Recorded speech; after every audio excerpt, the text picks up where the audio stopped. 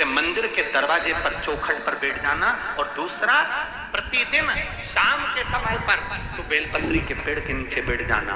जो तेरी बेल वृक्ष के नीचे सेवा करने आए, जो शंकर जी के मंदिर में सोमवार को जल चढ़ाने आए, उसका जो पात्र जल चढ़ाकर जब वो घर लेकर जाए, उसके पीछे पीछे पात्र के पीछे पीछे तू जाना और उसके घर में लक्ष्मी का भंडार भरकर आए। लक्ष्मी बेलपत्र के वृक्ष के नीचे तू विराजमान हो जा। उस बेलपत्र के वृक्ष के नीचे जो बुआरी लगाए, सेवा करे, चाकरी करे, एक बेटी को जैसे बड़ा करते हैं वैसे बेलपत्री के वृक्ष को जो बड़ा करे, बेलपत्री के वृक्ष का जो पालन करे, पोषण करे, उसकी संभाल करे, उस बेलपत्री के वृक्ष को जैसे जैसे वो उन्नति करे वैसे वैसे उसके घर में समृद्धि बढ़ते जाए। जिसका खुद का मकान नहीं है, खुद का मकान नहीं हो, किराए के मकान में रहते रहते जिंदगी बीत रही है, खुद का नहीं, और बहुत दुख का जीवन चल रहा हो, बहुत कष्ट का जीवन, बहुत अपना खुद का कोई मकान नहीं, मान लो प्लाट है पर मकान बन नहीं रहा, या कोई प्रॉपर्टी अपनी नहीं बन रही, तो हम इस व्यासपीठ से कहना चाहेंगे कि एक प्रयोग अवश्य करिएगा, एक प्रयोग अवश्य। अपने आसपास के 5-6 बेलपत्र के वृक्ष देख लीजिए, अपने आसपास के नजदीक के 5-6 बेलपत्र के बड़े बड़े वृक्ष देख लो या छोटे वृक्ष देख लो।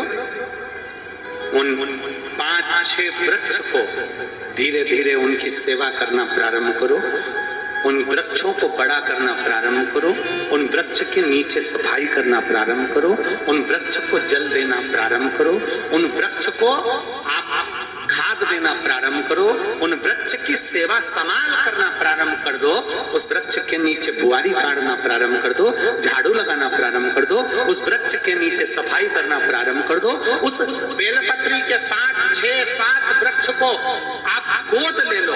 गोद लेना मतलब मैं इसकी सेवा करूंगा, मैं इसमें जल दूंगा, मैं इसके खाद दूंगा, मैं इसकी सेवा करूंगा, कुछ मत करो, बस केवल इस शरीर से उस बेलपत्र के वृक्ष की सेवा करना रोज प्रारंभ कर दो। 6 महीना इंतजार करना और 6 महीना लगातार सेवा करना, 7वां महीना आपका और हमारा, और बताना कि भोलेनाथ ने प्रॉपर्टी दिलाई कि नहीं दिलाई और आगे बढ़ाया।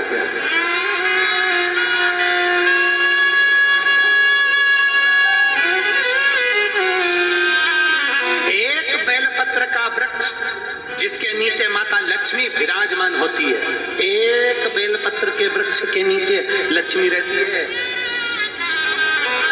दुनिया के लोग कहते हैं लक्ष्मी जी का दिन कौन सा है, बोलो जम के जल्दी से। शुक्रवार। दुनिया के लोग कहते हैं लक्ष्मी जी का दिन शुक्रवार है, पर माता लक्ष्मी से पूछा जाए कि तुम्हारी माता ख्याति देवी नारायण भगवान के साथ तुम्हारी शादी नहीं कर रही थी, शंकर को लक्ष्मी दे रही थी, तब तुमने भगवान शंकर से विनती करी, भोले बाबा मैं नारायण से प्रेम करती हूँ, भगवान नारायण से मेरा विवाह हो। तो माता ख्याति देवी से शंकर भगवान ने विनय कर कर कहा कि लक्ष्मी जी का विवाह नारायण के साथ कर दिया जाए। भगवान नारायण के साथ जब लक्ष्मी जी का विवाह हो गया, तब लक्ष्मी जी हाथ जोड़कर बोलती हैं, बाबा मेरा विवाह नारायण के साथ हो गया और मैं आपके चरणों की सेवा करना चाहती हूँ, बाबा आप कृपा करिए कि मैं क्या करूं आपके लिए। शंकर भगवान कहते हैं लक्ष्मी बस 2 चीजें कर दे, एक सोमवार के दिन तू मेरे मंदिर के दरवाजे पर चौखट पर बैठ जाना, और दूसरा प्रतिदिन शाम के समय पर तू बेलपत्री के पेड़ के नीचे बैठ जाना। जो तेरी बेल वृक्ष के नीचे सेवा करने आए, जो शंकर जी के मंदिर में सोमवार को जल चढ़ाने आए, उसका जो पात्र जल चढ़ाकर जब वो घर लेकर जाए, उसके पीछे पीछे पात्र के पीछे पीछे तू जाना और उसके घर में लक्ष्मी का भंडार भरकर आए। लक्ष्मी बेलपत्र के वृक्ष के नीचे तू विराजमान हो जा। उस बेलपत्र के वृक्ष के नीचे जो बुआरी लगाए, सेवा करे, चाकरी करे, एक बेटी को जैसे बड़ा करते हैं वैसे बेलपत्री के वृक्ष को जो बड़ा करे, बेलपत्री के वृक्ष का जो पालन करे, पोषण करे, उसकी संभाल करे, उस बेलपत्री के वृक्ष को जैसे जैसे वो उन्नति करे वैसे वैसे उसके घर में समृद्धि बढ़ते जाए, उसके घर में वैभव बढ़ते जाए। ये शंकर भगवान माता लक्ष्मी से करे, भगवान शिव माता लक्ष्मी से करे। तो भस्म, अगर शिव के मंदिर में भस्म मिल जाए, शंकर पर चढ़ी हुई भस्म अगर मिल जाए तो, और अगर भस्म ना मिले ना तो शंकर शंकर भगवान का जो शिवलिंग है, शिवलिंग के आसपास में जो जलाधारी है, यहाँ अगर भस्म ना मिले तो इस जलाधारी पर अपना हाथ स्पर्श कर कर अपने तन पर उसको लगाकर जरूर। भस्म एक शंकर पर चढ़ा हुआ जल, दूसरे नंबर पर है शंकर पर चढ़ी हुई भस्म। ये दो स्पर्श जरूर, स्पर्श। एक भस्म का एक बड़ा सुंदर चरित्र आता है। दूसरा, जिस भूमि पर बैठकर कथा सुनो उसकी रज को अपने मस्तक पर थोड़ा सा लगाकर अवश्य जाओ, तो जीवन का एक आनंद है। और शंकर के मंदिर में जाओ तो दो चीजें अवश्य लेकर आओ। पहला, शंकर जी पे चढ़ा हुआ, जम के बोलो, जल अवश्य लेकर आओ। क्योंकि जब तुम जल लेकर आते हो, पात्र लेकर आते हो, तो मेरा महादेव लक्ष्मी जी को तुम्हारे पीछे पीछे तुम्हारे घर तक भेज देगा। खड़ी हुई बेलपत्र मत खाओ, लोग कहेंगे शंकर पर चढ़ा हुआ ये मत खाओ। हम इस व्यासपीठ से निवेदन करना चाहेंगे कि आप अगर दिल रखकर अपने बाबा से कहोगे ना, तो बाबा पर चढ़ा हुआ जो जल है ना, वो जल साधारण नहीं रहता। मेरा भोलेनाथ जब दुनिया को अमृत देता है तो तुमको भी अमृत दे देता है। दो चीजें कभी मत छोड़ो। अगर मंदिर में गए हो तो दो चीजें कभी मत छोड़ो। कथा में गए हो तो दो चीजें कभी मत छोड़ो। एक कथा श्रवण करना, दूसरा जहां कथा बैठकर सुनते हैं वहां की रज को अपने मस्तक पर लगाना। कथा सुनने के बाद आप यहाँ से जाओ, भले दरी बिछी है, आसन बिछा है, कारपेट बिछा है, उस पर अपना हाथ फेर कर उस रज को अपने मस्तक पर जरूर लगाओ। क्योंकि शिव पुराण में, भागवत पुराण में, स्कंद पुराण में, कुर्म पुराण में, नर्मदा पुराण में, लिंग पुराण में, नारद पुराण में, ब्रह्म वैवर्त पुराण में, जितनी भी पुराणे हैं सब पुराणों में लिखा है कि जिस स्थान पर बैठकर हम भगवान की कथा को सुनते हैं, उनको याद करते हैं, जितनी देर हम उनको याद करते हैं उतनी देर वो परमात्मा उस स्थान पर बैठा हुआ रहता है।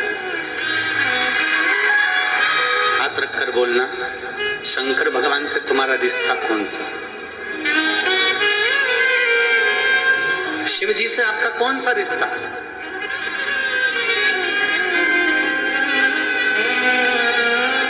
शंकर भगवान को आप क्या मानते हो? हमने आपको एक संबंध बताया था कि सीहोर कुबेरेश्वर धाम आपका मायका है, तो हम आपके भाई हैं, तो शंकर भगवान आपके पिता हैं, आपके बाप हैं, आपका बाबा है, आपका दादा है।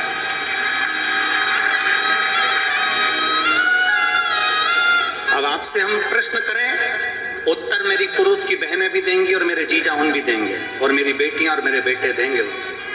आपसे प्रश्न करें, अगर बेटी को दुख होगा तो क्या वो अपने बाप से नहीं कहेगी? बोलो तो जम के। बेटी को तकलीफ है वो अपने बाप से ना कहेगी। बेटे को तकलीफ है तो वो अपने पिता से, अपनी माँ से नहीं कहेगा, मम्मी मुझे ये तकलीफ है, पापा मुझे ये दुख है, माँ मुझे ये तकलीफ है, पिताजी मुझे ये कष्ट है। क्या वो अपने माँ बाप से नहीं कहेंगे? क्या वो अपने माँ बाप से विनय नहीं करेंगे? और माँ, पिता, फिर उसके करीब में, उसके नजदीक में जो भी होता है वो माँ बाप निकाल कर उसको दे देते हैं। माता पिता उसको दे देते हैं। माता पिता, लोग कहते हैं कि शंकर जी पे चढ़ा हुआ जल मत पियो, लोग कह देते हैं शंकर जी पे चढ़ी हुई बेलपत्र मत खाओ। कोई इस बहन से पूछे, सुनीता सोनी से, कि शंकर पर चढ़े हुए जल से उसकी गांठ जो डबल से उसके शरीर में आ गई थी वो समाप्त हो गई, तो जरा विश्वास करिएगा कि एक बेटी अपने माँ बाप से ही तो कहेगी, और बाप के पास में जो होगा वही तो अपनी बेटी को देगा दुख को मिटाने के लिए। तो मेरे शंकर भगवान के पास तो उसका चढ़ा हुआ जल है। दूसरा, जिस भूमि पर बैठकर कथा सुनो उसकी रज को अपने मस्तक पर थोड़ा सा लगाकर अवश्य जाओ, वो जीवन का एक आनंद है। और शंकर के मंदिर में जाओ तो दो चीजें अवश्य लेकर आओ। पहला, शंकर जी पे चढ़ा हुआ जम के बोलो, जल अवश्य लेकर आ, क्योंकि जब तुम जल लेकर आते हो, पात्र लेकर आते हो, तो मेरा महादेव लक्ष्मी जी को तुम्हारे पीछे पीछे तुम्हारे घर तक भेज देगा। दो चीजें लेकर अवश्य आओ, और शिव पुराण में जाओ तो दो चीजें लेकर अवश्य जाओ। पहले नंबर पर शंकर की कथा और अपने अंदर विश्वास कि मेरे महादेव की मैंने कथा सुनी है, अब मैं भटकूंगी नहीं। सारी दुनिया में मैंने ठोकर खा ली, अब कहीं ठोकर नहीं खाऊंगी, अब तो दरवाजे पर महादेव के जाऊंगी, बाकी क्या करें। दूसरा, कथा में बैठी हूँ बाबा के इस रज को, ये रज नहीं है, ये धूल नहीं है, ये मेरे बाबा के कैलाश 12 ज्योतिर्लिंग का चंदन है, इसको मस्तक चढ़ाऊंगे अपने हृदय से। लाते हो आप लोग? हाथ उठाओ जरा, रख, बहुत बढ़िया, प्रणाम आप सभी को, नमन। 2 बूंद जल लेकर आओ, बदला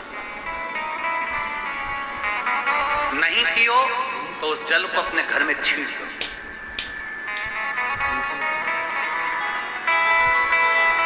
नहीं पी सकते, उस जल को छींट दो। सारे घर के लोग नहीं पी रहे, उस जल को मटके में डाल दो, हंडे में डाल दो। 2 बूंद जल हंडे में डाला, सब पी गए। आपको अलग अलग किसी को देने की जरूरत नहीं पड़ती,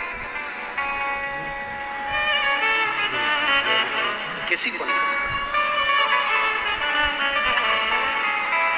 हंडे में डाल दो, मटके में डाल दो, सब उस पानी को पीना रखना।